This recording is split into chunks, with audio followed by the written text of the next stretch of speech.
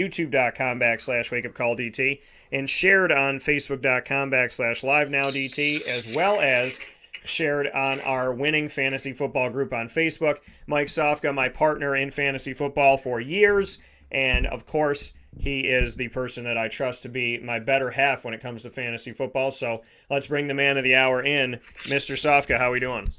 I'm doing awesome. How are you, Dan? Doing very well. So we are in the room, Fantasy Football Mock Draft 2.0, set and ready to go.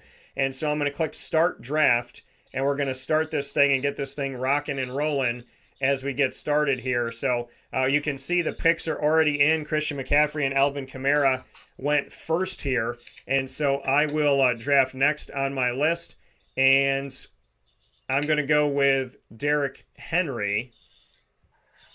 I know Dalvin Cook's there, but I'm going to go with Derrick Henry, and Dalvin Cook went right after me. So you're watching Mike and I in our 2021 Fantasy Football Mock Draft 2.0 inside of the Fantasy Football Power Hour, proudly presented exclusively by the Wildcat Sports Pub. And I want to thank the Sleeper app for letting us do this here on youtube.com/wakeupcalldt and on facebook.com/wakeupcalldt, as well as our other channels, and of course the Wildcat Sports Pub. So Mike, it's your pick, and you know we've had Christian McCaffrey, Alvin Kamara, Derrick Henry, and Dalvin Cook off the board. Where are you going? Well, my pick here is going to be I'm stuck in no man's land right here at number 5. Okay, the top 4 are pretty easy. I've seen them shuffled around in a little bit different order. Christian McCaffrey's always been number 1. Dalvin Cook more number 2, followed by Alvin Kamara and Derrick Henry. And I basically have 2 guys tied at 5 and 6 here, and that's Zeke Elliott and Saquon Barkley. I'm not 100% on that knee of Barkley right now, so that'll be the difference. And everybody says, well, Zeke has had a down year last year. Well, that's when they were sticking 8 guys in the box. So I still believe in Zeke. He had a bout with COVID last year. I think he's going to have a good year. And I think if you want to put 8 guys in the box, go ahead, because Dallas has got premium receivers now that they can throw the ball to. So I don't think 8 guys in the box is going to be as much. I have seen Zeke ranked as low as 18 and as high as 3, but I'm comfortable here taking him at 5. So let me pull him up here. There we go. There, I pick him. Zeke Elliott. All right, so Mike going with Ezekiel Elliott as we're seeing a run of running backs come off the board here. Christian McCaffrey, Alvin Kamara, Derrick Henry, Dalvin Cook, and him taking Ezekiel Elliott, which is going to put us in a situation here momentarily as you'll see the rest of the board kind of firm out.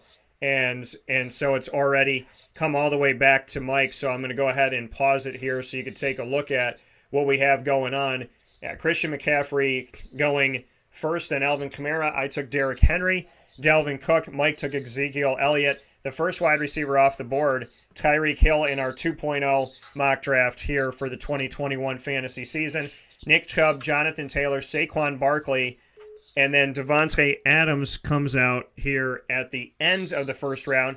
Interesting, now that we know that Aaron Rodgers plans to play for the Packers, we're seeing Devontae Adams in the first round.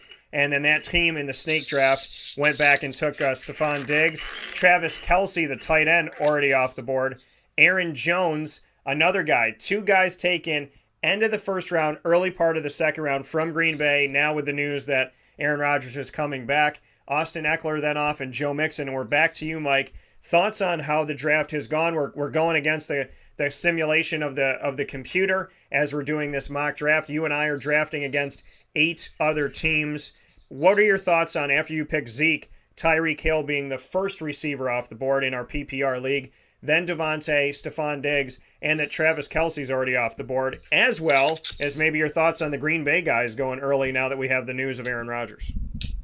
Well, yeah, I like my rankings here, and I do like Devontae Adams regardless. I think, he's just a baller. He's obviously, probably the best wide receiver in the league, dare I say it. I mean, I know there's some conversation here with Tyreek Hill and the guy that I'm going to be selecting here shortly. But, I'm pretty much out of the first, 15 picks, they're all in my top 17. So usually there's a couple guys. I try to do something I've developed where I chop the draft in half. Yeah. And what that means is if it's a top if it's a 10-team draft, it's almost as if it was a 5-team draft with the way I've ranked and the way I've taken people, because of my rankings are a little bit unique than everybody else. I use projections, then I follow those projections up with what I call value base, and that's based against the median or the mean, the difference in points. And then I go a step further and I break them down into tiers. And what that means is if there's 4 running backs in tier 4, all those guys are the same. So you're looking at it. Sometimes it helps you to group the draft out. So those are some of the little things that I've developed over the years. And that's what some of the people come back to me year after year for. And I'm happy to do that.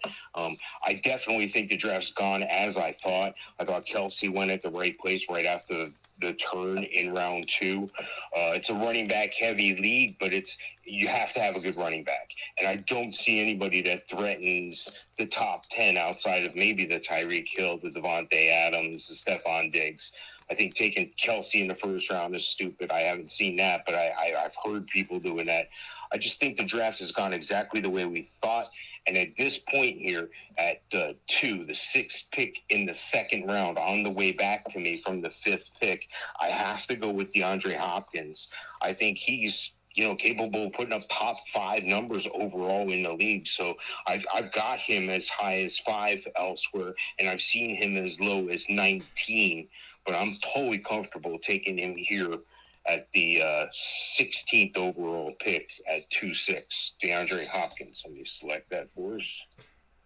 And with you taking DeAndre Hopkins, that was exactly the move that I was going to take. So, smart minds think alike. And, I definitely was going there. That was my next move. And so you take DeAndre Hopkins. Pat Mahomes, wondering when the first quarterback's going to be taken off the list. Right before me, I would not take a quarterback in the second round. That's not where I was really looking to do it. So I'm going to go to receivers now and see what we have going on. There's a couple guys that I'm looking at, and I'm going to end up going DK Metcalf's way, because if I didn't get DeAndre Hopkins, he was my move. So I will go with DK Metcalf, and A.J. Brown goes after that. George Kittle, another tight end taken in the second round here. Justin Jefferson and Calvin Ridley. And Ridley was my next pick. And Ridley was actually going to be that. I thought he would come back to me. There was only a few picks in between. I thought maybe I would be able to get him here. Normally, I wouldn't do this. I'm looking at a couple different things here, but knowing that I think some quarterbacks are going to go off the board here early, there's 2 ways that I could go, and two ways that I can look at this thing. I want to lock him up, and so it is the 3rd round, so I am going to do this. There's a few different places I wanted to go, but I think he's the second best fantasy quarterback, and I don't think he's going to come back to me. So I'm going to take Josh Allen out of Buffalo with my 3rd round, giving me Derrick Henry, DK Metcalf, and Josh Allen. I'm going to pause the draft here now before Mike's next pick in round number 3. Mike, your thoughts? We see that you pick DeAndre, and then Pat Mahomes comes off the board. I go with DK Metcalf. A.J. Brown, Justin Jefferson, Calvin Ridley, all chosen as receivers in a couple picks. George Kittle's the second tight end off the board. And then I went with Josh Allen, and I swear to you that the computer simulation reads my mind, because I was going to pick Calvin Ridley, and they picked it 1 pick before me. Then I was going to look at picking Najee Harris if I didn't pick Josh Allen, and it was 1 pick after me. What are your thoughts on the draft so far after your pick of DeAndre Hopkins? Well, a couple of surprises here. A few things right off the bat. The Patrick Mahomes pick took me back for a second there, but I get it. And this guy wanted Patrick Mahomes, and, it is what it is. Sometimes you got to reach if you really firmly believe and things are close enough, that's fine. But to me, it's all math. It's always been math. You got to leave your emotions at the door. I don't care if this guy went to the same college you did. I don't care if you've been an NFL team fan for all these years, so that's going to be the deciding factor. You're looking for disappointment this year, and you're looking for hating your own team, so don't do that. Leave your emotions at the door. It's one of the most difficult things to do. I use that to my advantage trade. I'll tell you some secrets about that sometime. I know if you're in a league against me, chances are I already know who you are, okay? And some people call it dirty, but I already know who your favorite college team is. I know who your favorite pro team is. So those are going to help me in making decisions if you're if you're going to go past me and come back to me on the turn again. So in other words, I already know who you're going to pick more times than not. So you did surprise me with the Josh Allen pick there, though. I haven't seen him that high, but then again, you can't go wrong, because if you look at it the other way, you got 2, 4, 6, 7. You've got another 15 picks before you get to pick again. So Josh Allen might be gone at that point. So sometimes you just got to go with your gut if that's what it's telling you.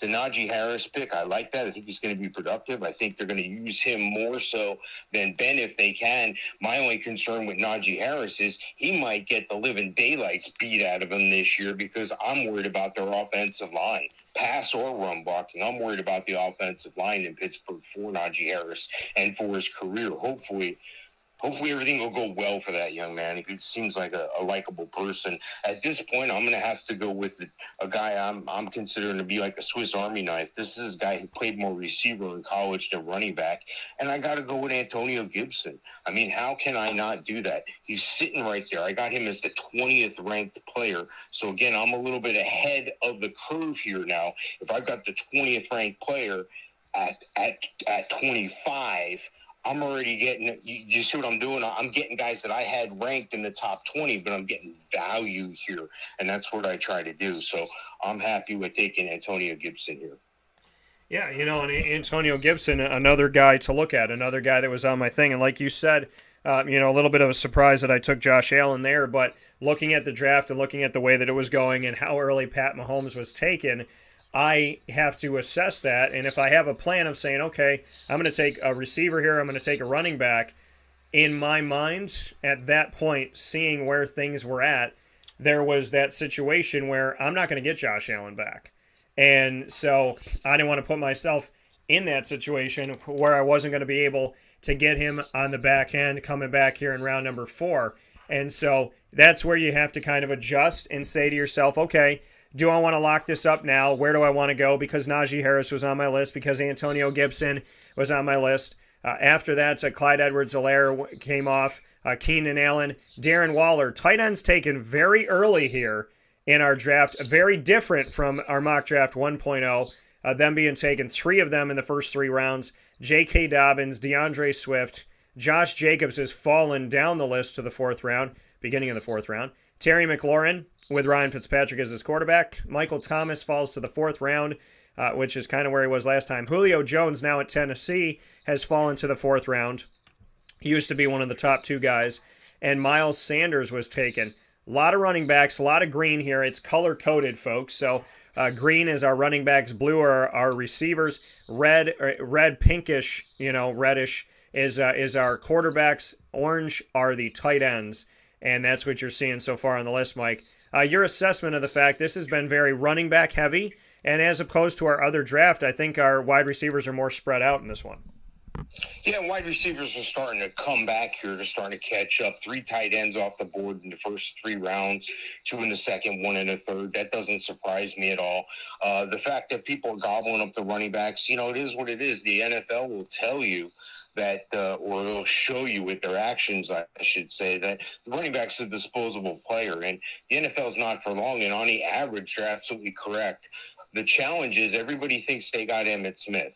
Everybody thinks they have O.J. Simpson. Everybody thinks they have this guy who, when we look back 20 years, we're going to say, oh, my, that guy was the stud. That was the guy in the class as he's getting inducted into the Hall. That's not reality. That doesn't happen. I mean, you look at Saquon and Miles Sanders. These guys have had near catastrophic knee injuries very early in their careers. So you got to look at more than one thing. But you definitely have to have some running backs. I've been in a position over the past several years that I've been fortunate enough to scout rookie running backs very effectively. Anybody can tell you that Najee Harris is going to get a ton of carries. It's going to happen.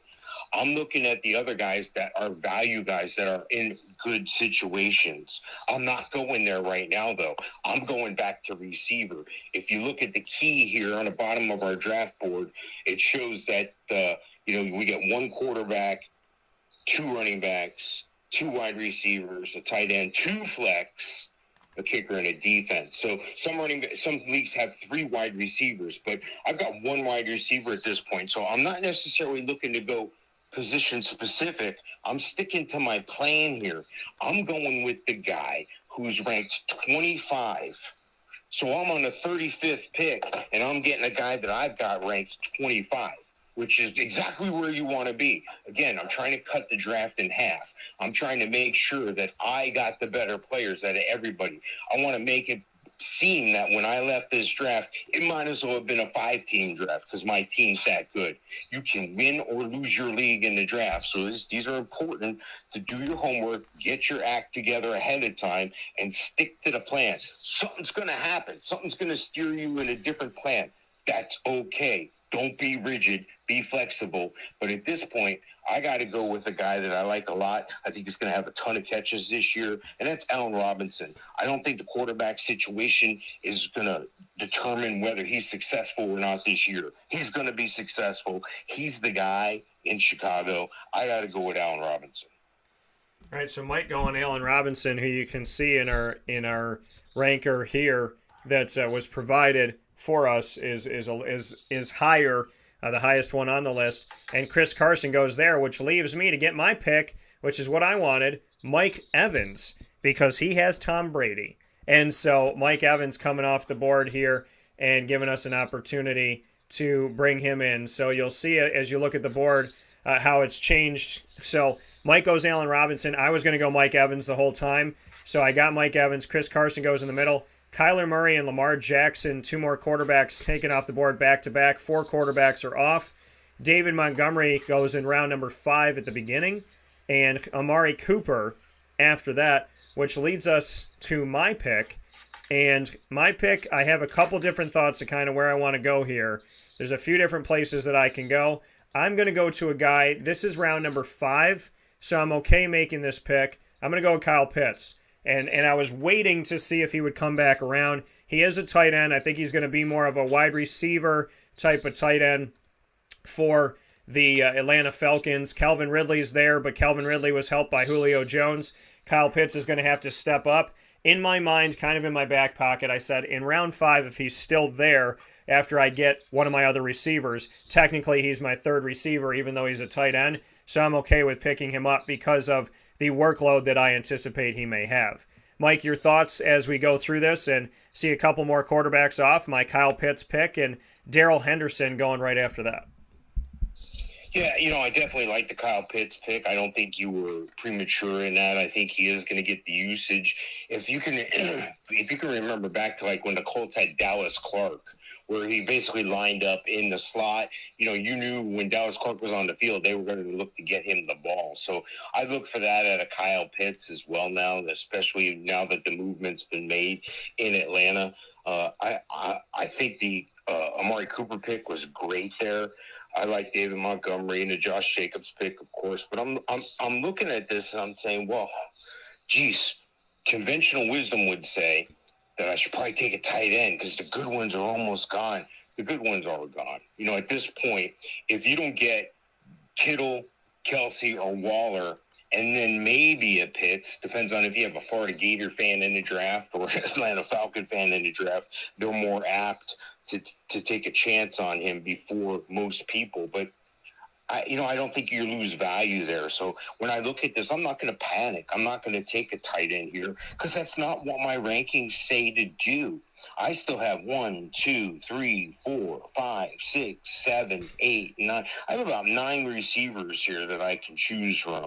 My running backs are tapped out at this point, but that's okay because if you look at my team, I have 2 premier running backs. I need to start 2. Now, I know sometimes you want a running back in the flex. That's okay. The flex will work itself out.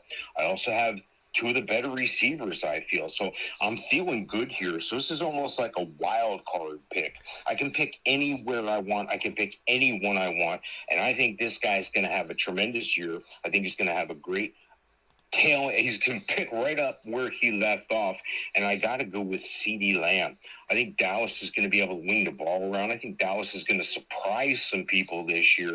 And I'm totally happy with taking the 32nd ranked player on my rankings here. And that is at 45. So again, I've almost cut the draft in half with my projections, and I'm totally happy with CD Lamb here.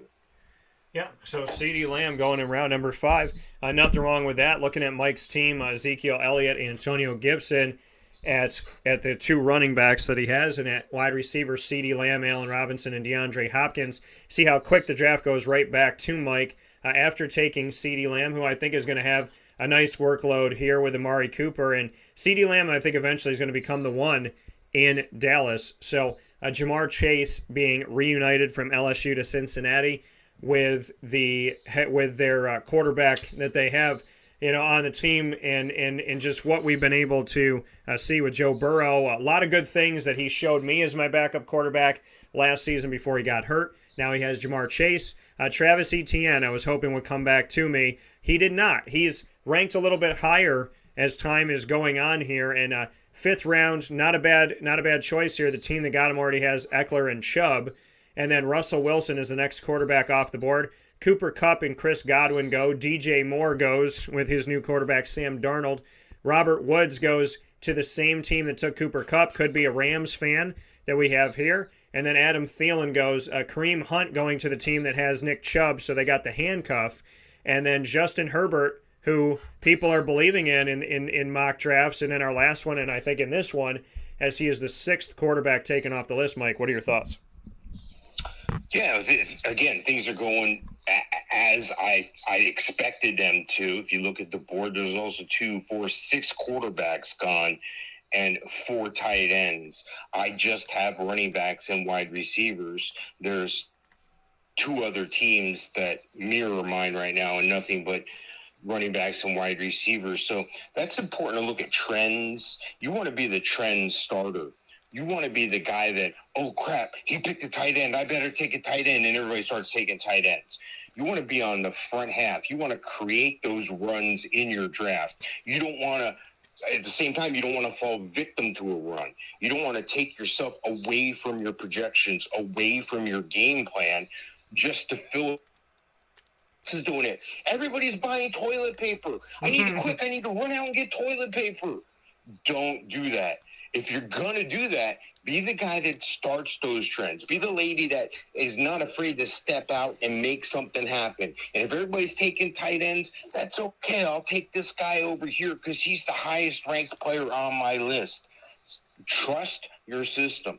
A lot of people, they make a mistake. They study, they look at all this stuff, they get everything ready, and then the first thing they do is they bail on the plan, the first hint of adversity in the draft.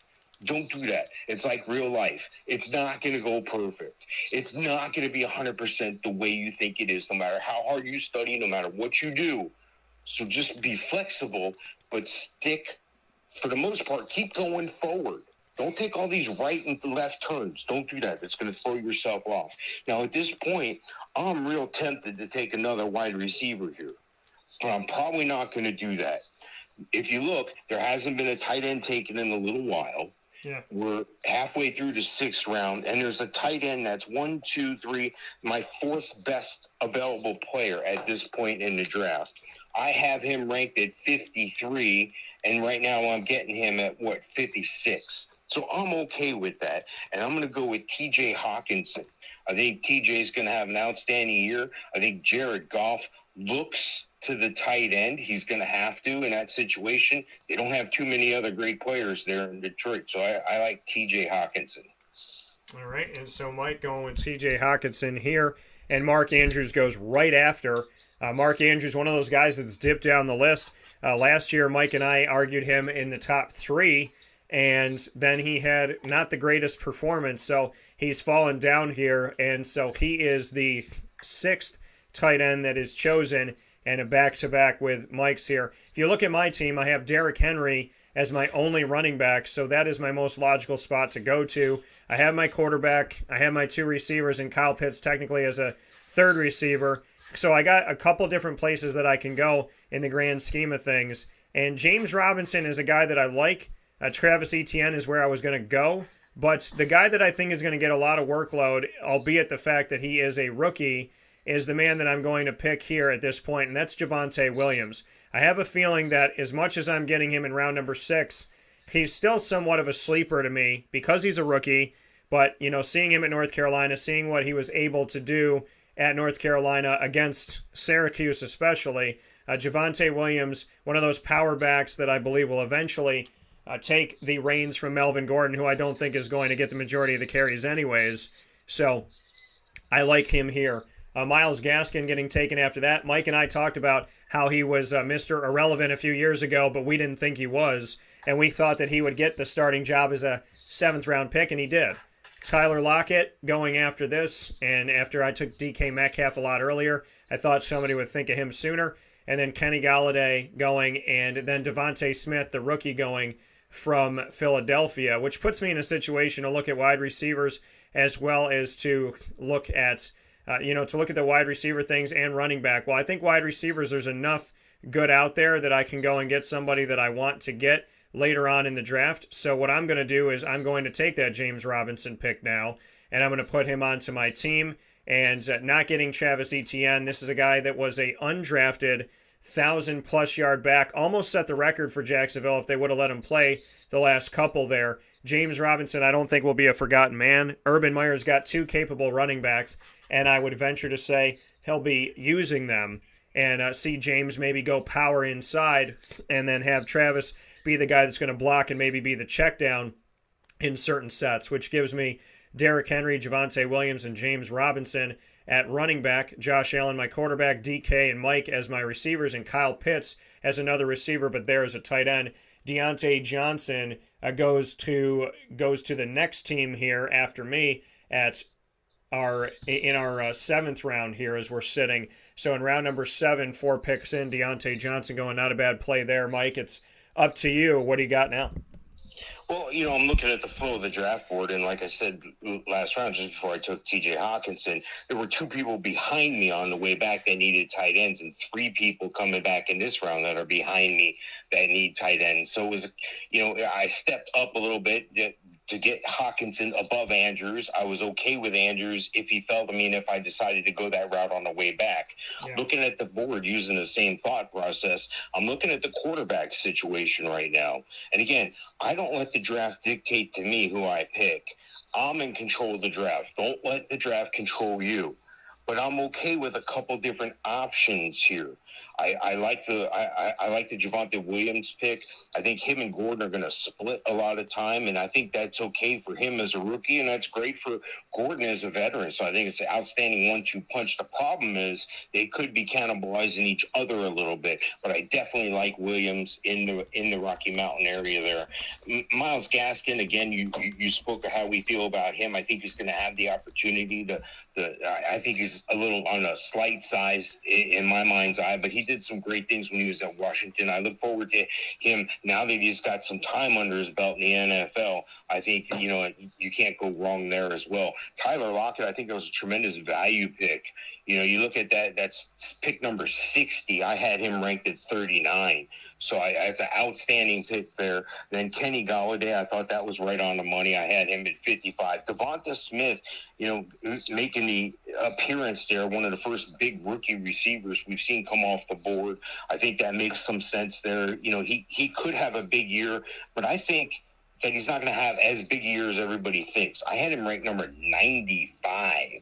So he goes at what is it? 72 there. So again, a big difference there, and that's okay. Let that stuff happen. Don't let that affect you. Don't get over emotional here. Don't go, hey, all right, that guy picked the guy that I had way down there. It's okay. You don't get too high, don't get too low in your draft. James Robinson, I like that pick. I think he's going to continue to get volume. However, Travis Etienne is going to be on the field sometimes with him. Travis Etienne is going to be in the slot. Travis Etienne is going to move all over that field, and that's okay because that could open some things up for James Robinson. And at this point in the draft, at your third running back, I think that's a pretty good pick. Deontay Johnson, again, I think he could have the best year out of all the receivers, even though Chase Claypool's an outstanding young talent, and even though Juju Smith-Schuster's still there, I think Deontay Johnson could outshine them all. I'm not 100% sold that was the pick there, though. They could have gone in other directions. It could But Deontay Johnson's okay there. I would be okay with that pick. I'm looking at my projections. I'm looking at my board. I got a wide receiver and T. Higgins here at 47. And then at 54, I got a Mike Davis from Atlanta. Then I go Brandon Ayuk and Claypool. So I'm looking 1, 2, 3, 4. The fifth guy on my board right now is Dak Prescott, a quarterback. And if you look at the board, on the front side of the draft, everybody's already got a quarterback. So that's okay. If it was going the other way, I might pass on a quarterback here because everybody that direction already has them, and I get more value somewhere else. I look at where I'm at now. 3 teams behind me need a quarterback. So there's going to be some quarterbacks taken after I pick, regardless of who I pick. I've got Dak ranked at 59. I've seen him as high as 36. I've seen him as low as 93. I believe in Dak. I think he's going to have a pretty good year this year, even though every year they seem to get down on this cat. But I think he just proves them wrong, and I'm okay with that. So I definitely like Dak Prescott here. So Mike going with Dak Prescott. Great value here in round number 7 to pick up Dak Prescott at this point. A lot of good quarterbacks are still out there, and some of them are going up the board here. A lot of expectation and hope for Trevor Lawrence and some of the other guys, Joe Burrow as well, who was just taken in round number 8. And so, and like Mike said, don't let the draft, you dictate the draft. Don't let the draft dictate you. Be the trend setter, not the trend responder. And so as we look at this right now, Dak coming off the list, Brandon Ayuk going after that, DJ Chark, who is on my list, and Juju Smith-Schuster, 2 guys that I thought were falling and I thought would fall back to me here as they kind of were forgotten people out there in round number 7. Melvin Gordon going after my Javonte Williams pick in the next round. T. Higgins, Chris Claypool, Joe Burrow being taken as the next quarterback after Mike. Leonard Fournette, Noah Fant is now off the list, and Odell Beckham Jr., which puts us back with you, Mike. A run on receivers. We are seeing a focus on running backs to a certain extent, but a lot on receivers right now. And a lot of the guys that were here in the rankings that were relatively higher, those are guys that we're now seeing off the list. The Jujus, the DJ Charks, the Brandon Ayuks, the T. Higgins. What's your take as we head into the back half of round number 8? Yeah, I'm feeling really good about where I'm at. A lot of receivers went after me in the past couple rounds here. So I'm looking at the board. I do have my quarterback. I do have my tight end. I feel good about where they're ranked. I do have a couple running backs that I feel good where they're ranked. I do have the wide receivers. This is almost like the bonus buy. I'm the kid at the candy store, and mom's giving me X amount of money, and I go in there and I get all my favorite candy, and I still have money left over. So I feel like I'm playing with house money here. I still need another flex, but that's okay because whoever I pick is going to fit that flex. This is where I can take a step out. This is where I can start taking some chances if I want to, within reason. Okay, I'm not going to get all crazy, but at the same time, how can I not take a running back here if he appears on my board? There's a couple guys I'm looking at this point, and I'm going to go with the highest ranked one here. I have him as high as 36, as low as 102. I'm going to go with Mike Davis here out of the ATL. I think halfway through the 8th round, that's some value, especially when I have him ranked at 54. So I'm going to go with Mike Davis here.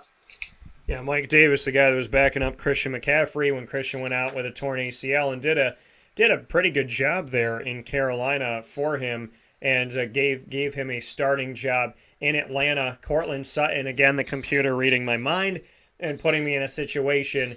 Cortland Sutton was one of those guys that's fallen down to round number 8. He was injured last year as well. We really didn't get to see him.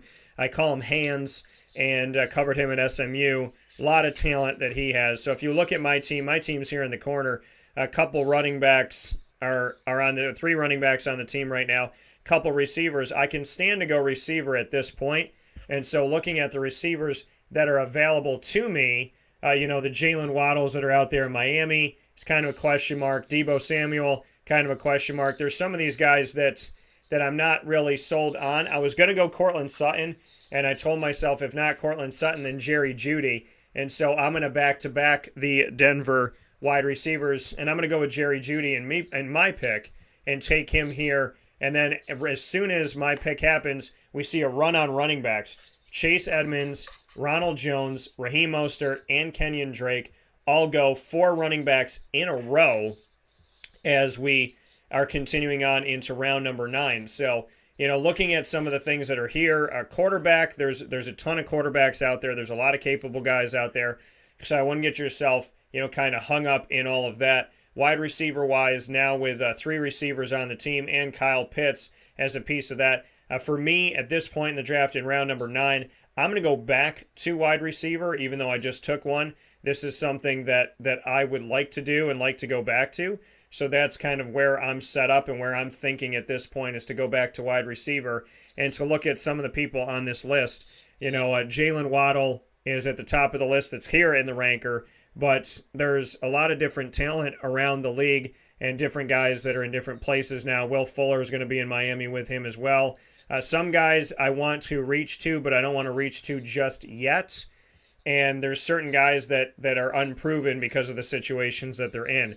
So at this point, not knowing kind of where certain guys are going to end up, there's 2 picks that I would like to make. And one of those picks is going to put me in a situation that could be a little bit dicey, so I'm going to go in the other one. Laviska Shenault. I was going to go DJ Chark in round number 9. I don't think I can go wrong with Laviska Shenault as Chark was taken a couple rounds earlier. This is a young wide receiver, a rookie last year. Trevor Lawrence is his quarterback. I feel good about this pick. The other pick that I was looking at is still on the board, so I'm not going to mention it, but I'm going to pause it here so Mike can make his move. But Mike, your thoughts as after I drafted Jerry Jeudy, we saw 4 running backs go, and then I went with Laviska Shenault, and another running back went. So besides my 2 wide receivers picked, 5 running backs are now off the board, including James Conner, who is now in Arizona. Well, if you look at the planning I had going forth here, right after I picked Mike Davis, 5 out of the next 8 picks are running back. So what did I do? I had started a run there in some sorts. Okay, I'm not overexcited. I'm not celebrating yet. I'm not spiking the ball in the end zone. I haven't won the draft yet, but I'm feeling pretty good about where I'm at now. At this point, Shenault wasn't a bad pick. I had Shenault at 81, but I've got 4 receivers that are ranked remarkably higher than him right now. So again, I feel like I'm playing with house money here. I'm going back to receiver because I've got the guys I've got ranked next. I've got let me give you Will Fuller at 79. At 70, Brandon Cooks. I'm not feeling too good about that now. He's been slipping down my board. I got Tyler Boyd at 69. Then at 67, I have Robbie Anderson. I think he's going to do a lot. I'm really a Robbie Anderson fan. I like his work ethic. I like when he speaks. I like what he has to say. And I definitely like his performance on the field. I've seen him as high as 41. I've seen him as low as 90. I have him at 67. So I'm going to go with Robbie Anderson here. And Robbie Anderson was one of the guys on my list reuniting with his former quarterback, Sam Darnold. I think when him and Quincy Enunwa were let go from the Jets, that's something that affected Sam Darnold, and now Sam gets to reunite with him in Carolina with the head coach Matt Rule that I spent a lot of time with when he was at Temple. So I like the Robbie Anderson pick. That was one of my 3 receivers I was looking at that point. Jalen Waddle goes off the board after that. Aaron Rodgers taken in round number 9, and now that we know he's going to be playing. And so this is in an 18-round draft, right at the middle of the draft, literally at the midway point, we're seeing Aaron Rodgers go in our draft, and I'll pause it here so we can take a look at some of this. Deebo Samuel, who I'm not really sold on. Michael Carter, who played with Javonte Williams at Carolina. He was a guy I was looking at taking. 2 Tar Heels, 2 rookies, looking at taking him if he dropped a little bit lower, at which he didn't go that far below kind of what I was looking at here. But in round number 9, he goes. Dallas Goedert after that. Trevor Lawrence gets taken in round number 10. I was looking at him as a backup quarterback, but I didn't want to take him too high. Brandon Cooks was the receiver I was looking at with Laviska Shenault. And then David Johnson going after that. Tyler Boyd. And Mike Gesicki coming off the board as we've seen a sporadic smattering of orange, which are our tight ends. Mike, your thoughts on how the draft is going now with Robbie Anderson and Debo Samuel, Brandon Cooks, we're seeing less wide receivers being taken, and now we're seeing essentially a bunch of different colors at this point. People are now trying to lock up the things that maybe they aren't as comfortable with. And we saw, Team 6 here take their first tight end in round number 10.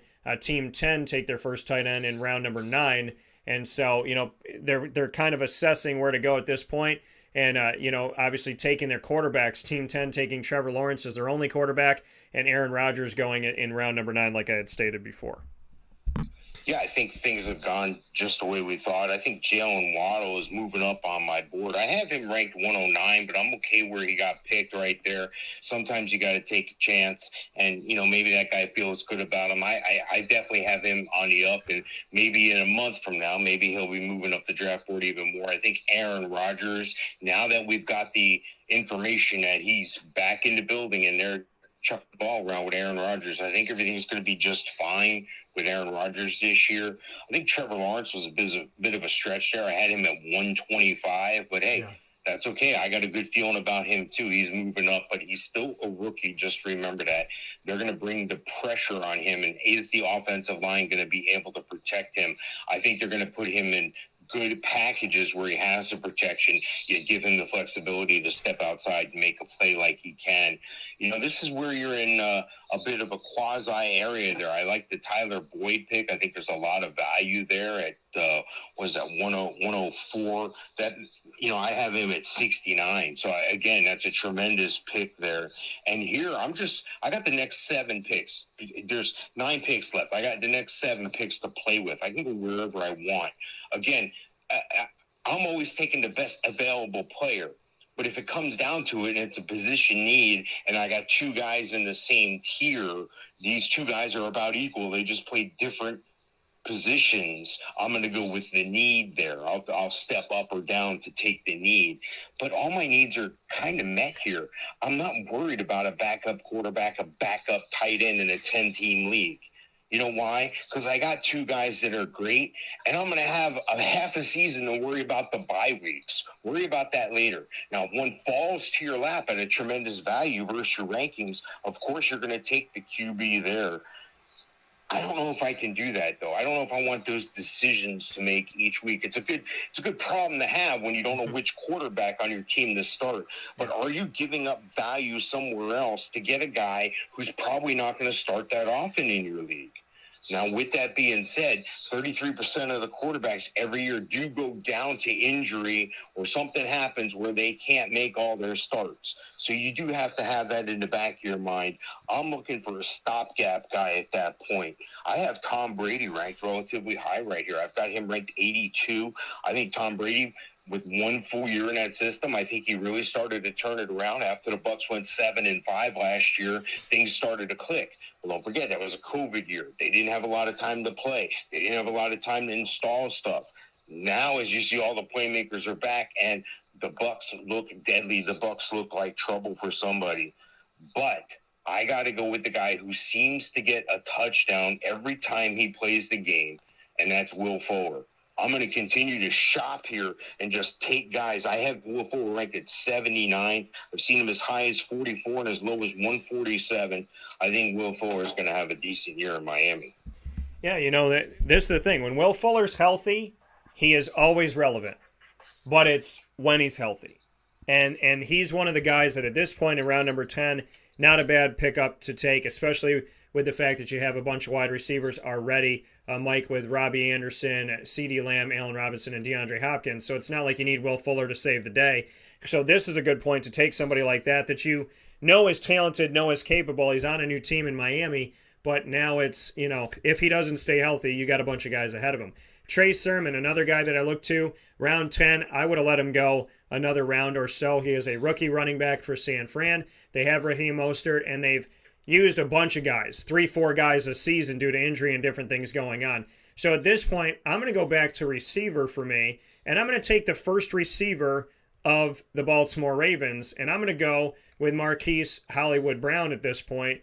I waited on him, waited to see kind of where he would shake out. It's round number 10. Again, like I said with Mike, you got a bunch of people on your team already. You got a bunch of people in this position.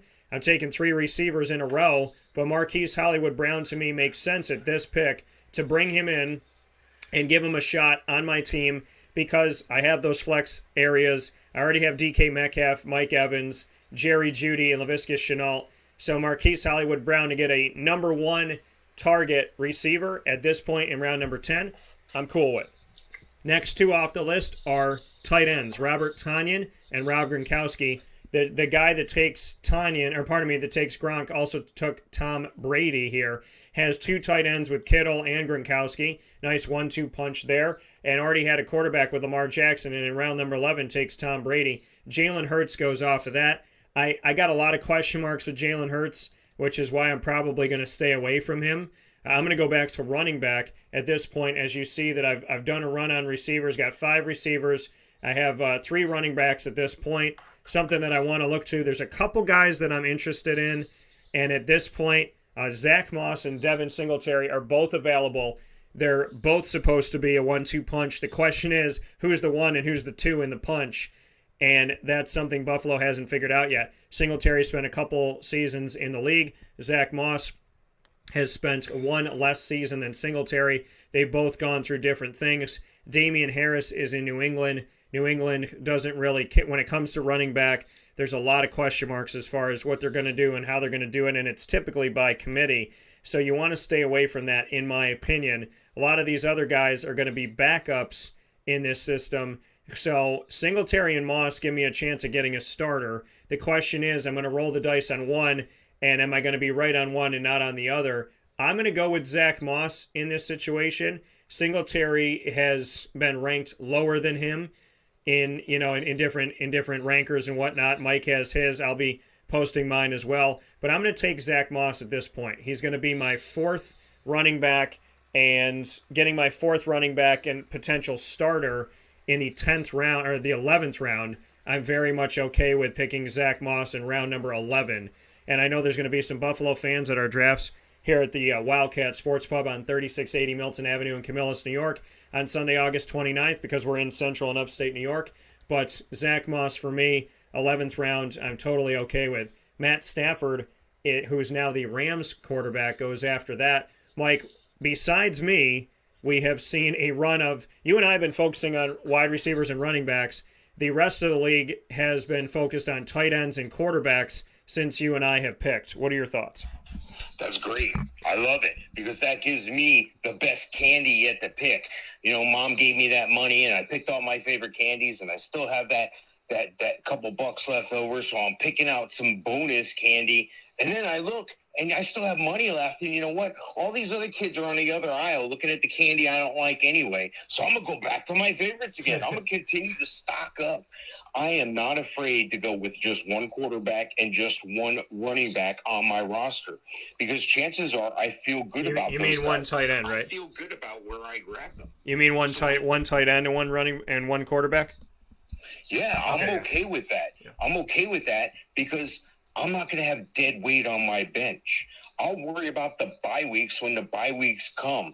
And you know what? I'm not steering against those positions in my ranking. If where I'm at on my projections on my rankings, there's a quarterback or a tight end that's appropriate for me to take at this point, that's fine. I'll do it. But I'll wait till the end of the draft when I can get better value on a backup player. So I'm not afraid to go just one tight end and just one quarterback and continue to stock up on wide receivers and running backs. The reason I'm doing that, there's more of those position players, which makes it more likely that I may have made a mistake. Maybe that guy's maybe something's going to happen. Maybe one of these guys is going to get injured. I'm looking at my guys right now, and I have 5 wide receivers. I have 3 running backs. I have the quarterback and the tight end. I'm going to try to lean running back if I can. And lo and behold, I look at my rankings and I have a running back that I can take here. Now, I have a couple wide receivers in front of him, but I'm going to analyze these guys. And I'm not afraid to go wide receiver again here.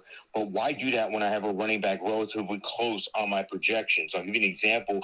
My next guys that I have projected here at 83, I have Curtis Samuel, wide receiver. At 85, I have wide receiver Jarvis Landry. At 88, I have Michael Gallup, wide receiver. Well, you know what? I can say something negative about each one of those guys and a reason not to draft them. I think Curtis Samuel, hey, he's stepping up to a one position basically in Washington. Can he handle that? I'm not sure he can go after attack the number one cornerback on the opposing team in every game. Jarvis Landry. Yeah, he's usually a pretty good player, but how's Odell being fully back going to impact him, and what type of season is Baker Mayfield going to have? And then I look at Michael Gallup. How many guys are in Dallas? They got a lot of guys. Yeah. They got Cooper, you got CeeDee Lamb out there as well. So is there enough footballs to go around? So I look, and 3 spots down, I have Damian Harris from New England. I've got him ranked as high as 55, as low as 130. I've got him at 91, and I'm getting him basically here at 115. So it's still value. I'm filling a backup need or a guy that I can rotate, and this guy can catch the ball, which is important in PPR scoring. So I definitely like Damian Harris here. So Damian Harris coming off the board for Mike here at this point in the draft. Damian Harris, one of those guys that I said, I stayed away from because of the fact that there's a committee there and that James White's going to be utilized. They don't have Tom Brady anymore, but I would imagine Mac Jones is going to take over eventually. So Damian Harris going in round number 11, not bad here in a PPR. Ryan Tannehill, good as a quarterback to go late. This is somebody who has 2 quarterbacks now, right after Mike. And then Jarvis Landry, Curtis Samuel, Rashad Bateman, all coming off the board. Irv Smith in Minnesota, still unproven. Deshaun Watson goes in round number 12 for us this time around, earlier.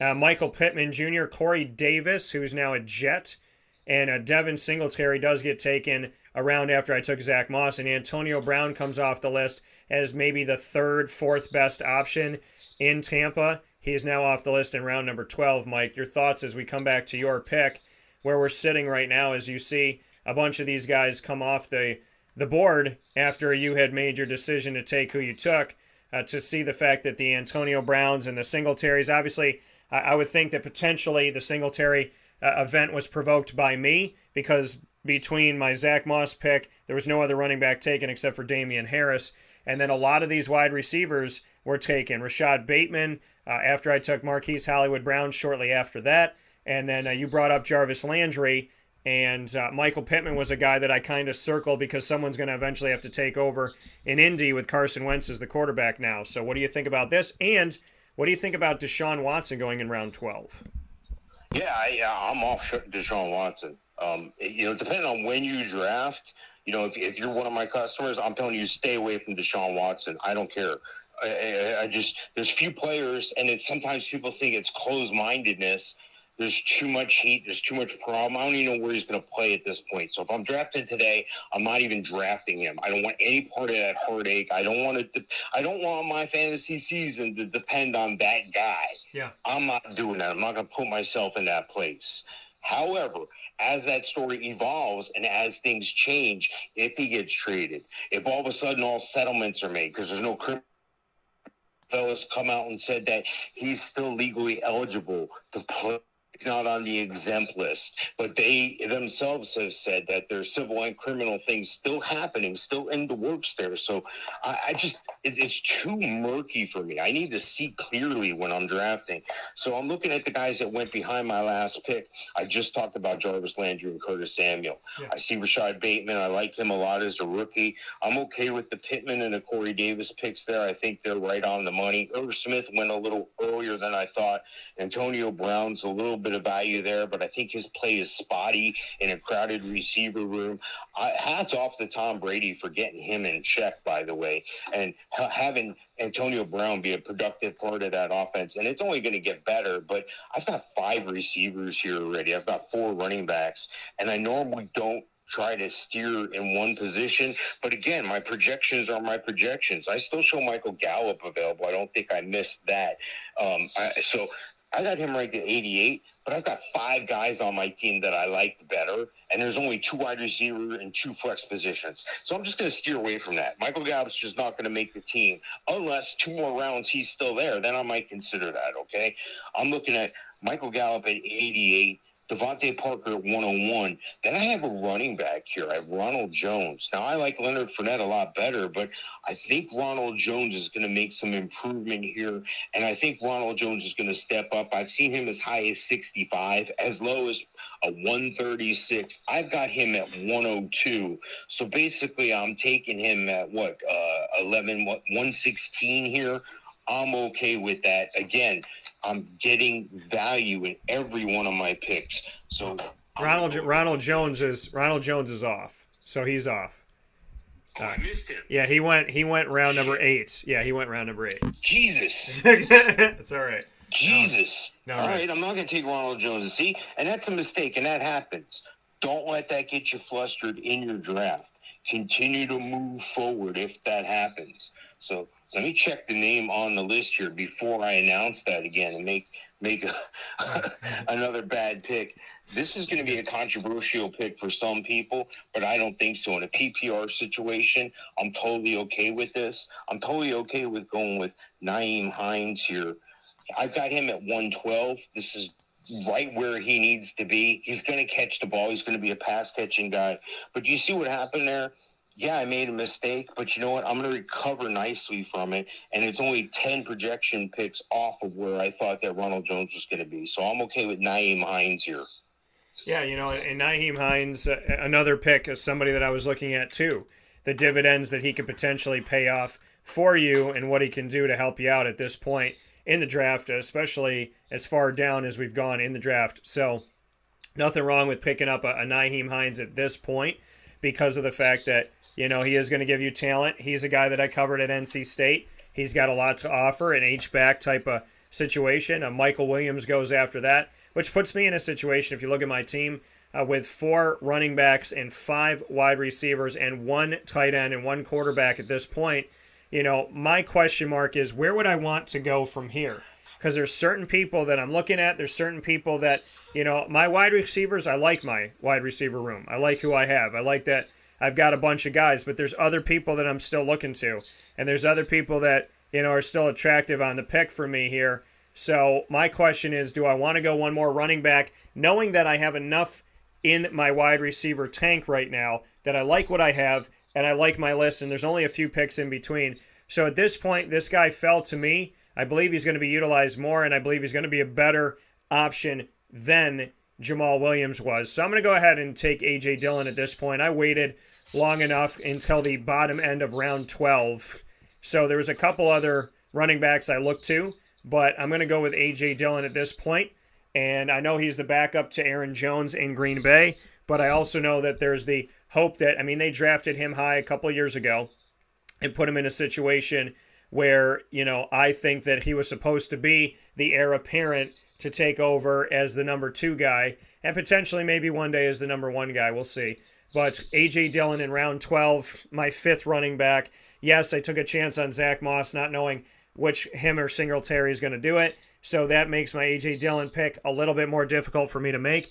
But A.J. Dillon, I would imagine with Jamal gone, he's going to get some carries, get some opportunities, maybe some goal line, which is great for me in scoring, and maybe some third down. So I like A.J. Dillon here, and I know his talent at Boston College and how he's a bruiser. So he goes, Tony Pollard goes, Michael Gallup, who I was also looking at, and Elijah Moore. The same team takes them back-to-back. I was looking at both of those guys on my receiver list like I talked about. Tyler Higbee goes to start off round number 13 right after Elijah Moore. This gentleman has taken 2 tight ends, Robert Tonyan and Tyler Higbee, here relatively close to each other in the last 4 rounds. So that leaves me with an opportunity to take a look at this point, do I want to get another quarterback? Well, I think there's enough guys out there that I can get. So do I want to go to tight end? Do I want to go to receiver? Well, I told you my receiver list had a bunch of different players out there that I liked. And there's guys that are still number 1s or arguably could be number 1s that are out there at wide receiver at this point. And, Darnell Mooney, he's behind Allen Robinson. Devontae Parker's on his last leg. Henry Ruggs, still the guy with Vegas. He's still out there. Rondale Moore, a rookie for Arizona, who I drafted in the 1.0 mock draft. He still has he's got an opportunity here to find his footing. T.Y. Hilton's dropped down the list. Marvin Jones Jr. for Jacksonville now is down here. Nelson Aguilar, Amon-Ra St. Brown is here. But there's a couple guys that have not been taken yet, and I think that either one of them can rise to number 2 at the receiver, and one of them is somebody that I can use to give me that 1-2 punch. Another one of the guys is somebody that can put me in a situation that I think could be really helpful. And so I'm going to go with this gentleman because he can provide a 1-2 punch for me. In round number 13, I'm okay with it. Going with Gabriel Davis, who really stepped up from UCF. I have him now to work with Josh Allen. And so that situation can really help you out when you're looking at having a quarterback have a tandem with a quarterback and wide receiver. The other guy I'm looking at is still on the board, so I won't say it. But Gabriel Davis at this point makes sense for me. He's my 6th wide receiver, and I think that he's going to get multiple chances to make his hay. He may not be an every week guy, but I'm confident that he'll have multiple weeks to help me out. And I think he's somebody that can give me some type of consistency at some point this season. So I like Gabriel Davis in the 13th round as my 6th wide receiver. And then we see Hunter Henry go after that. And we're now back to Mike. Mike, your thoughts? Yeah, I got 5 running backs, 5 wide receivers here. I have 4 rounds to go. I have 4 picks basically before I'm going to start picking my kicker and defense because I'm going to save those for the last 2 picks. Now, as this system is automated for us, you're going to see in the next couple rounds here, defenses and kickers start to go off the board. And again, that's okay because I'm going to continue to stay on this aisle that I'm at in the grocery store because I'm on the aisle where everything's half off. I'm playing with house money still here. I'm okay with taking a guy I may have to not play most of the year. I'm okay with taking a Devontae Parker here. I got him at 101. A Logan Thomas, another tight end. I got him at 103. At 107, I have T.Y. Hilton. And at 114, if I'm going to load up on one thing, at this point in the draft, I consider running backs to be like celery. Okay? Celery is mostly water. I can eat as much of it as I want. It has negative calories. That means I actually use more calories chewing up the celery than the celery has. So with that in mind, who am I looking at? I'm looking at running backs. If you're going to load up on one position late in your draft, err on the side of the running back because the running backs do get dinged up, they do get hurt. But still, at this point in the draft, this guy doesn't have to be my starter every week. This guy may not even take the field for me, but that's okay because he's on my team and he's not on the team I'm playing with. And that's why I'm going to take Jamal Williams. I think he has an opportunity to do some wonderful things. The system here has him ranked at 155. I've got him at 114. So getting him at 120, 125, I'm still ahead of the curve here. I like Jamal Williams. He's going to catch the ball out of the backfield in Detroit. So Jamal Williams going shortly after I take A.J. Dillon, who used to be there. And so that's put us in a situation now with Gus Edwards going, waiting to see when that was going to happen. Another guy late in the draft. Lamar Jackson's going to run the ball a lot. J.K. Dobbins was taken way early. Gus Edwards going to get some play. How much of that, kind of a question mark. But here he goes, and he is off the board. Logan Thomas goes after you mention it, as they read our brains here and listen to us. Matt Ryan and Justin Fields go as quarterbacks, as backups to both of these teams. So we see that happen here, and as I'll pause the draft so that we can take a look at a couple moves that were made. Justin Tucker. Mike and I will tell you 1,000 times over, and if you don't listen to us, it's your bad, not ours. I'm okay with it. There are 32 teams. There are 32 kickers. There are plenty of defenses to go around, especially in a 10-team league. So if you want to take Justin Tucker, who is my favorite kicker, if you want to take him in the 13th round, go right ahead. Todd Gurley, he goes off the board. I don't see any value there. Evan Engram and Jonnu Smith, 2 guys I was looking at to potentially back up my tight end if I was going to do that. Not going to force myself to take a second tight end. They were guys on my list. Devontae Parker, as Mike mentioned, and Washington, their defense was taken off the board. Mike and I will tell you 1 billion times over, whatever your last round is and your second to last round, those are your kickers in your defense. Kicker last, defense second to last. People will do this in the middle of the draft. They'll do it in round 8. They'll do it in round 9. They'll do it in round 5. They'll do it in round 12. Mike and I will see a kicker and a defense taken at this point in the draft where we're trying to fill out our pieces and find some of those sleepers and get some of that stuff that really puts together a nice cake. If you want to, I don't know, put the box over the cake before the cake is done by drafting a defense or a kicker, go right ahead.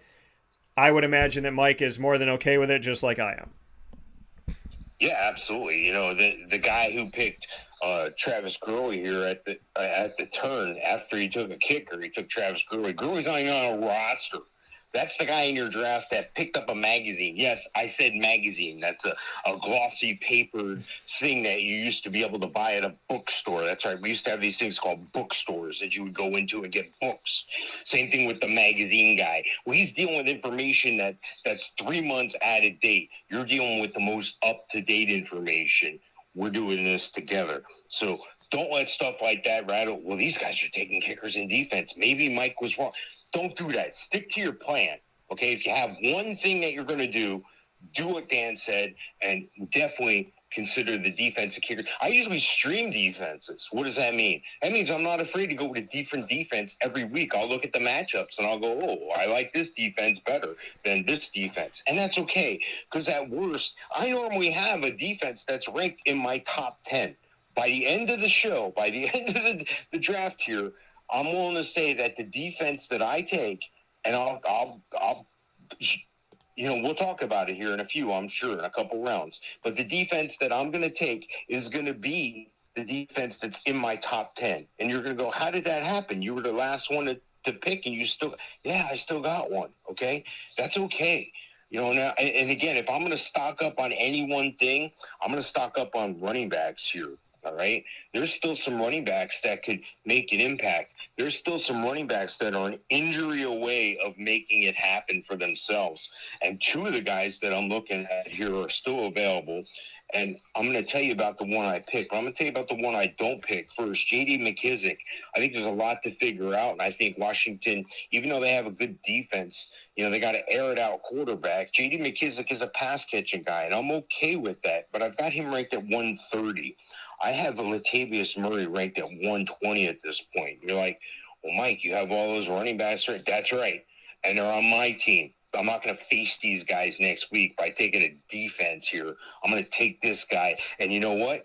If something happens to Alvin Kamara, maybe the owner who took Alvin Kamara real early in the draft might have to trade with me. You know, and I'm not shopping for trade bait here. I'm just adding to the value of my pick here. I'm picking it at 135, and I'm taking a guy who I got ranked at 120. They have ranked at 163 here on Sleeper. I'm okay with taking Latavius Murray here. I'm taking a shot in the dark, but I'm okay with that.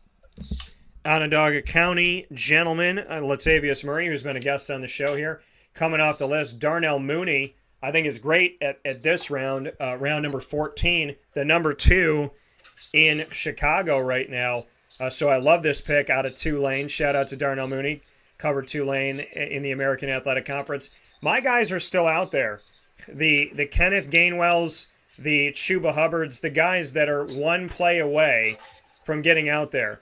Kenneth Gainwell behind Miles Sanders, and Mike talked about, you know, Miles and whatnot and injury and things that he's had to come back from. God willing, he stays healthy. Chuba Hubbard there, Alexander Madison. I'm just trying to round some things out at this point. Philip Lindsay's not in Denver anymore. He's in Houston, so that draws me away from him. J.D. McKissick there in Washington with an opportunity to do some things.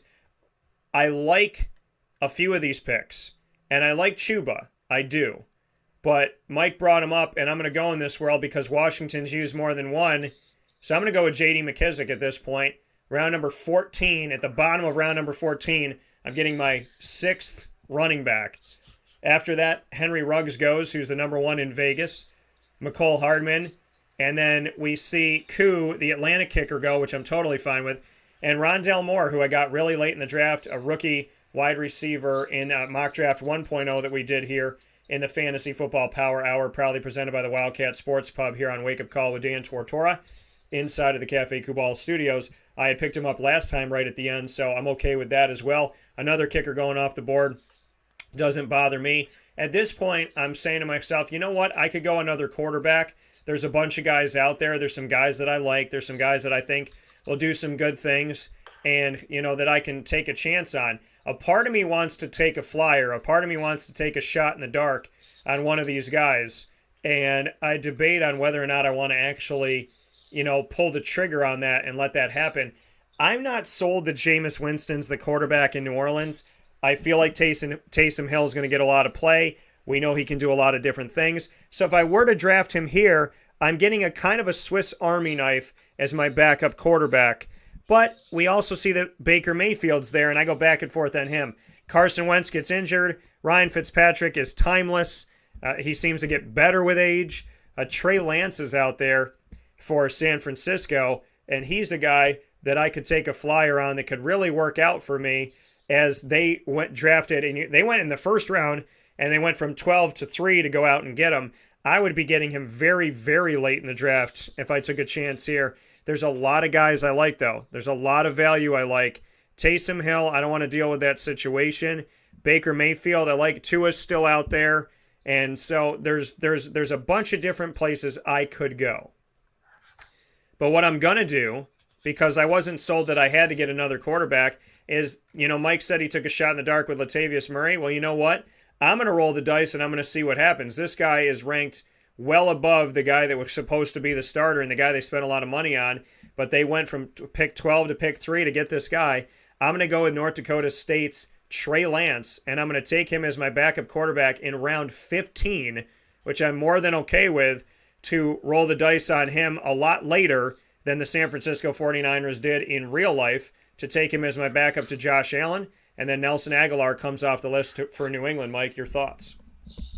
Yeah, I like the way the draft's going here. There's still some tremendous value, and I'm leaning toward backup quarterback at this point as well, simply because of where I'm at in the draft. I normally wouldn't be alarmed to even take one, but if one falls to me, I'll take him here.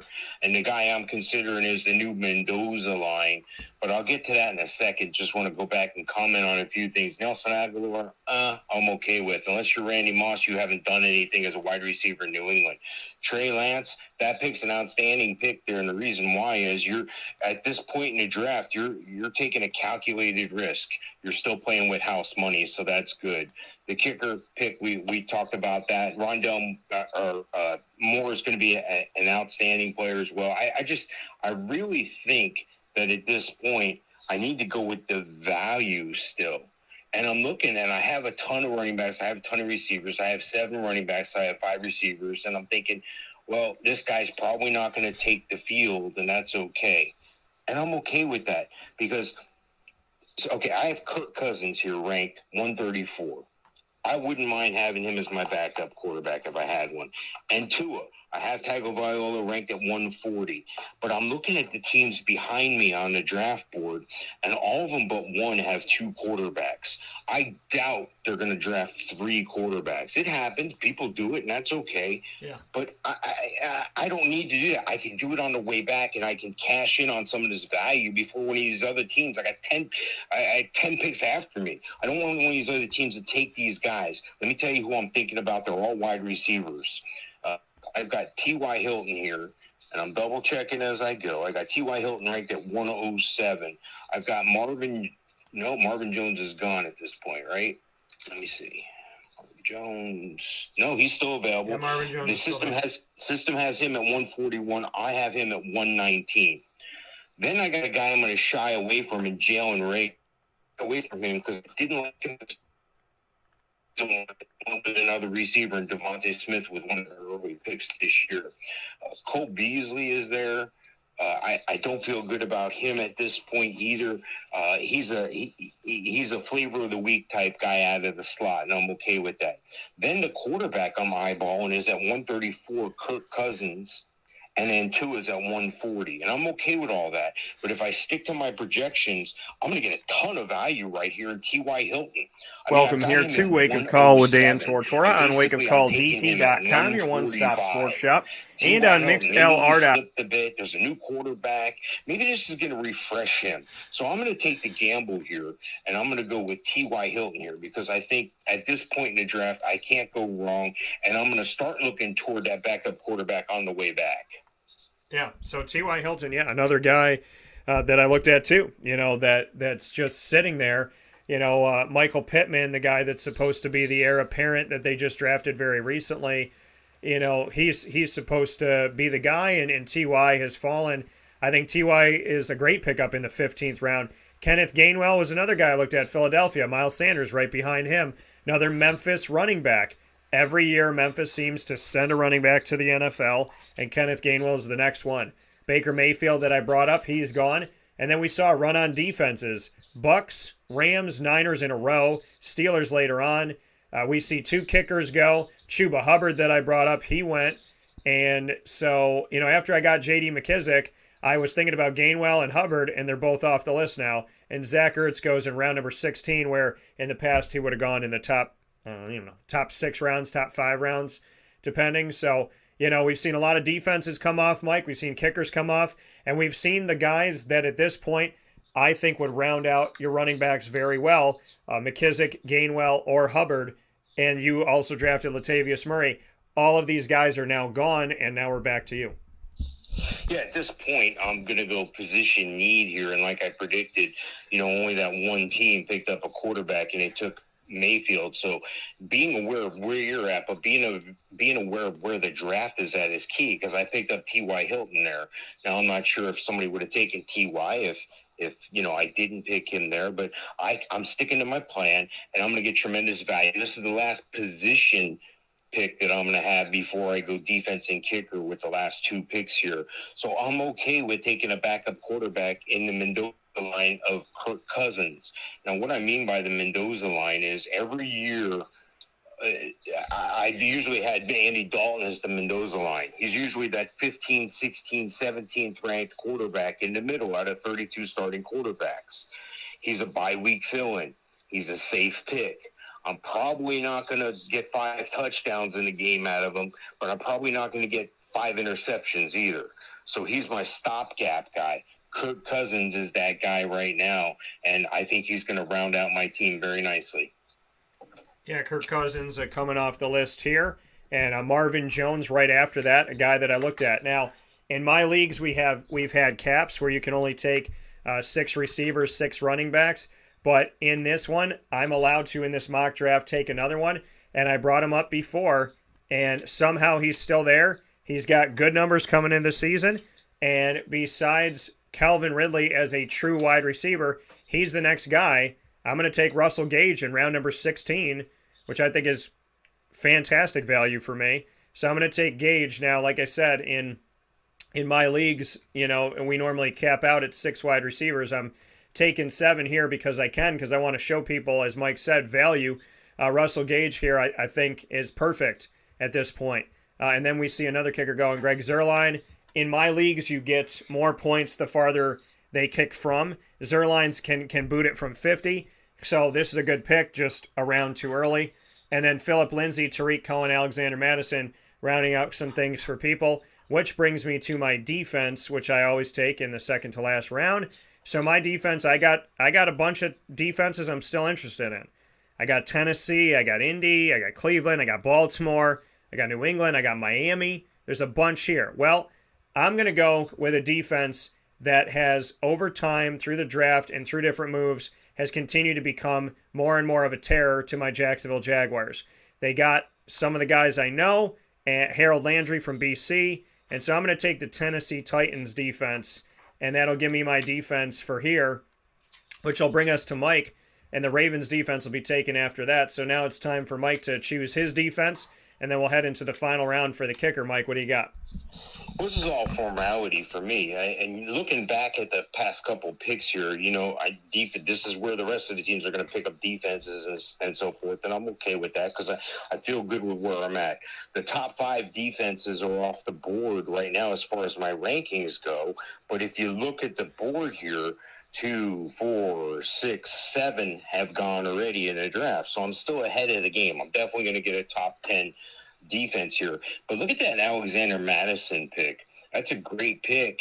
It's a real good pick because, well, he doesn't have Dalvin Cook. And if Dalvin Cook goes down, which Dalvin Cook is known to be injury prone, he's just picked himself up another outstanding running back or trade bait later. Again, you're not drafting to trade. You're drafting for value, and I would be willing to bet if I was the owner of Dalvin Cook, I'd be a little bit concerned that I didn't handcuff him. I'm not a fan of handcuffing all the time, but in certain situations where guys are injury prone, that can be key to your success here. So I'm definitely going with the defense here because that's what I need to do. And I'm looking at my defensive rankings, and I had Steelers at this point in time, based on my projections, I had Steelers 1, Bucks 2, Washington football team 3, the Rams 4, the Ravens 5, and the number 6 ranked defense I have here are the Miami Dolphins. Now, again, I'm down the door and saying, hey, the Dolphins, I'm not concerned. I'll probably dream a year. But out the gate, I feel good about the Dolphins here. Okay, so Mike going with the Dolphins. So now we'll see Tevin Coleman come off the board. Another kicker, Jordan Hawkins, Le'Veon Bell, Rashad Penny, Darrington Evans, Sony Michel, James White back-to-back from New England. And then we see Williams go as a backup in Kansas City at running back. And Tyler Bass, the next best available kicker according to this list, comes off of it, Mike. So your kicker as we round out the draft, who are you going to take? Yeah, again, your kicker, again, you can even stream then. I probably don't end the year with the same kicker twice. Yeah. I probably end up changing at some point in the year. And, stuff happens. These guys get hurt as well. But, again, to prove the theory, I had the Dolphins at number 6. I got the Dolphins. I got a top 10 defense, definitely. And I'm looking at my rankings again, and I'm getting the number 5 kicker on my rankings right now in Ryan Suckup. Why wouldn't I do that? He's top 10 kicker. Yeah, so Mike takes top 10 kicker and Ryan Suckup. It goes to me now, and I have the opportunity to take my kicker as Will Lutz comes off after that, spends half the season in a dome. So that's another good reason to take a kicker. There's a bunch of guys out here that I could take. There's a bunch of situations. There's a guy that's been around forever and a day. There's a few of them that have been around forever and a day. But I'm gonna take Old Faithful here, and I'm gonna go with Mason Crosby out of Green Bay. But I'm like Mike, I don't always end this, with the same kicker. And then we see Cleveland Browns and the Colts defense go. So that rounds it out, and that's what the rosters look like. Mike and I will be putting our 1.0s and 2.0 videos on wakeupcalldt.com. You'll be able to see them on the Winning Fantasy Football group, also HallOfFameFantasyFootball.com. And you'll be able to see the full list with all the stickers on here of everything that we've been able to go through. So this is our 2.0, different from our 1.0. You can see the differences side by side by going and checking it out. So make sure that you go over there and do that today. And what is here? Greg said, any particular reason or reasons why there's max and minimum caps on positions? I have minimum to make sure that people have a backup so they don't forget. And I've had maximums because we were in bigger leagues. But if it's a 10-team league, I may get rid of the maximum and let you kind of take what you want to take, running backs and wide receivers. I did it to try and make it more even. But as you saw in this draft in a 10-team league, plenty of receivers and running backs to go around. So we may get rid of the max. And with that being said, Mr. Sofka, thank you as always for all you do. Hey, one quick thing here that is a little caveat to drafting that not a lot of people are totally aware of, but always check your league rules and settings for situations just like you talked about with position limits.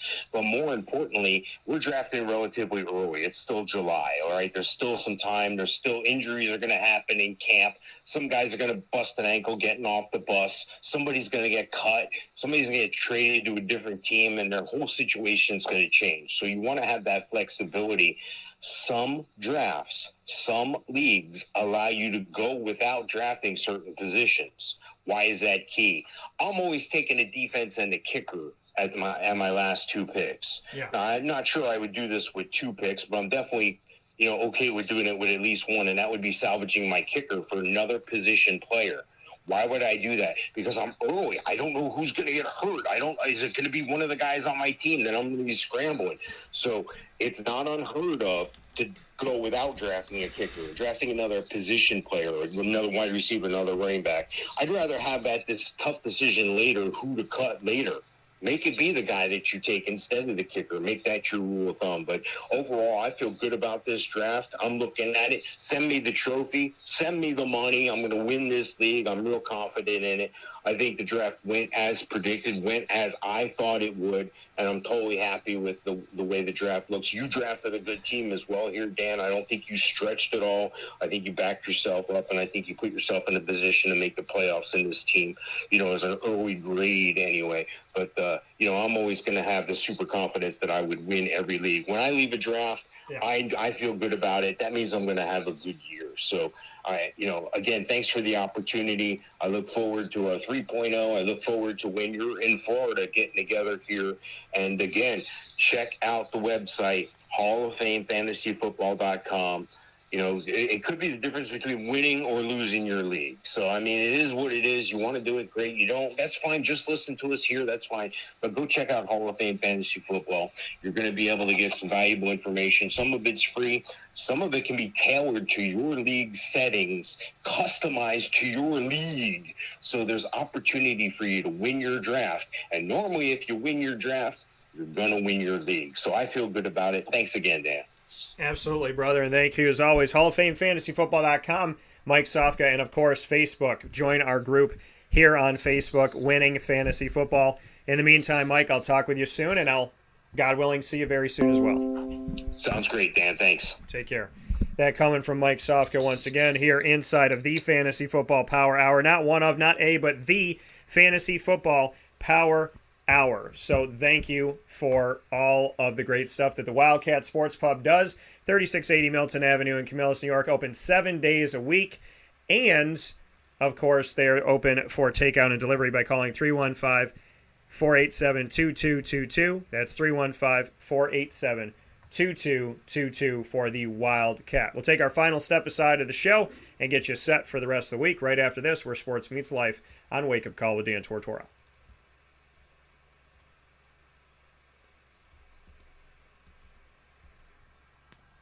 Carvel DeWitt, it's what happy tastes like. Do you know why? Because we make ice cream. Creamy, rich, flavorful ice cream. Not yogurt or iced milk like some of our competitors. Ice cream. Fresh, by hand, daily. For the calorie conscious, we have something new for you. Our new Carvelite. Same great flavor, creaminess, and texture of our regular ice cream with only 35 calories an ounce. So whether you want an ice cream cake, flying saucer, dasher, carvalanche, hard or soft ice cream, we will satisfy your craving with our fresh, handmade regular or new Carvelite ice cream. Carvel DeWitt. It's what happy tastes like.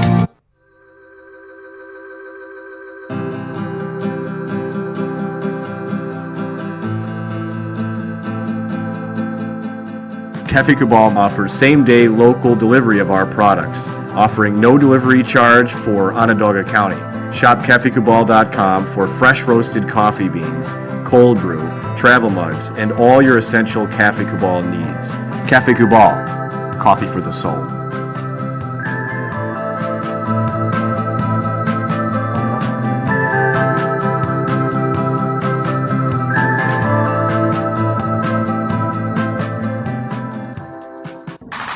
The Wildcat Sports Pub in Camillus, New York is located on 3680 Milton Avenue in the Home Depot Plaza. It is your family-friendly sports bar and restaurant. Folks, some sports bars aren't family-friendly. Some family-friendly restaurants are not sports bars. The Wildcat Sports Pub in Camillus, New York is proud to be both.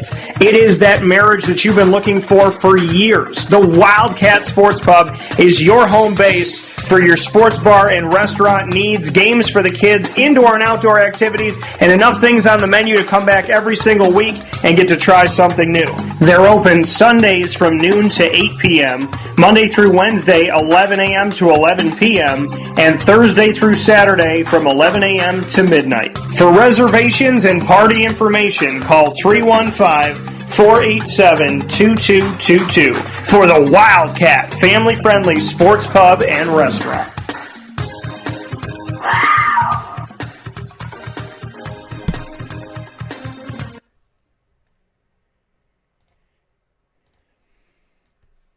Avicoli's, located on the corner of Route 57 and Wetzel Road in Liverpool, New York, is your home for the Liverpool Warriors monthly athletics show, dealing with coaches and players, the athletic department in general. Right up the road is Liverpool High School, and there as your neighbor for decades is Avicoli's, where we get to do the show every single month with the Liverpool Warriors. And of course, they're open Tuesday through Sunday for lunch, dinner, and drinks. You can go and find them on the pizza casual side, as well as the fine dining, the bar, and the outdoor dining. And for takeout, delivery, and catering, you can call 315-622-5100, as well as going to myavicolis.com. Plenty of ways to link to one of our local neighbors that has been with us and trusted for decades. Thank you to Avicoli's. Canine Camp Dog Daycare and Canine Campground Dog Boarding. A big shout out to both of them for everything that they do for our furry loving friends, taking care of Lily and all the dogs in our community. Canine Camp Dog Daycare located on 228 Old Bridge Street in East Syracuse, and Canine Campground Dog Boarding located on 242 Johnson Street around the corner in East Syracuse, right by BJ's off of Bridge Street in East Syracuse. You'll find both of these places that care and love our animals just like we do. It's truly like dropping them off with a trusted family member. So thank you to Lorraine, Chad, and the entire team, Heather, everybody at Canine Camp Dog Daycare and Canine Campground Dog Boarding. PB&J's Lunchbox. You know their food truck. You follow it all throughout the community. Well, guess what? Now you can go to their street side cafe and you can get PB&J's Lunchbox whenever you want to at 663 Old Liverpool Road in Liverpool, New York. And they are there Monday through Saturday from 9 a.m. to 7 p.m., closed on Sundays. Don't miss a minute of getting the food that you love. Breakfast, dinner, and lunch all served daily, so you can get whatever you want. You can get breakfast for dinner, dinner for lunch, dinner for breakfast, lunch for breakfast, whatever you want, including their grilled peanut butter and jelly award-winning sandwiches. PB&J's Lunchbox, 663 Old Liverpool Road in Liverpool, New York. Victory Sports Medicine and Orthopedics on 791 West Genesee Street in Skaneateles is your step to victory. They are who they say they are. Victory is something that they want you to attain. Any injury, head to toe, whether it's preventative care, rehab, physical therapy, or surgery, Victory Sports Medicine and Orthopedics takes you through the process of getting you back better and getting you potentially to the best you've ever been. I've trusted them for almost a decade of going up there, and what I love more than anything is that Dr. Mark Petropoli and his entire team treat their patients as people. They care and they listen. It's something that you will not find in many places, and that's why Victory is worth going out to Skaneateles and meeting with them. So schedule your appointment today, 315-685-7544. That's 315-685-7544, and you will not be disappointed. So thank you so much for everybody that's done that. Back here inside of the Cafe Kubal Studios, I got to bid you adieu. We did 3 hours today, under promise, over deliver. Thank you so much to everybody. Shout out to my guests in the first video and in the first hour. A big thanks to Trip Durham of 2D Consulting LLC, as well as Christopher Heidel of Herb FM Sports Radio, talking about college football and the 2021 ACC kickoff that they were on site for with me. And of course, a big thanks to the Wildcat Sports Pub for the Fantasy Football Power Hour every Wednesday from 10 a.m. to 11 a.m. with Mock Draft 2.0. You can see our Mock Draft 1.0 and 2.0 on youtube.com/wakeupcalldt. You can also find it on our fantasy football tab on wakeupcalldt.com, and so much more. Make sure you're listening and watching Wake Up Call with Dan Tortora every Monday through Friday from 9 a.m. to 11 a.m. Eastern Time.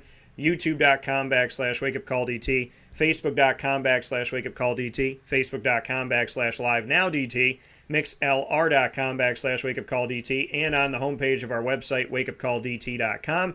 The archives will continue to grow. Stitcher, Spotify, MixLR, iTunes, and Apple Podcasts, YouTube, iHeartRadio, TuneIn, and Podbean. You will find us there by searching Wake Up Call with Dan Tortora, or one word, Wake Up Call DT. And a special thanks to all of our partners in Central and Upstate New York: Mother's Cupboard, Cafe Kubal, Carvel DeWitt, Wildcat Sports Pub, Victory Sports Medicine and Orthopedics, Chick-fil-A Clay and Chick-fil-A Cicero, Avicoli's, Canine Camp Dog Daycare, Pizza Man, Millhouse Market, Honda City of Liverpool, PB&J's Lunchbox, Canine Campground Dog Boarding, and Ma and Pa's Kettle Corn and Popcorn Factory. Go to any one of the 50 states, can go and use the promo code at maandpaspopcorn.com. That's maandpaspopcorn.com. Use the promo code DT20 for 20% off at checkout. In the meantime, we'll see you tomorrow Facebook at WakeUpCallDT, Twitter at CallDT, Instagram at WakeUpCall_DT. And as always, my wonderful, beautiful people in the world, God bless, no stress, do your best. I appreciate you. I send you my love, and may your heart be wide open to love, and may your brain be at peace. I'll talk with you all soon. God bless you.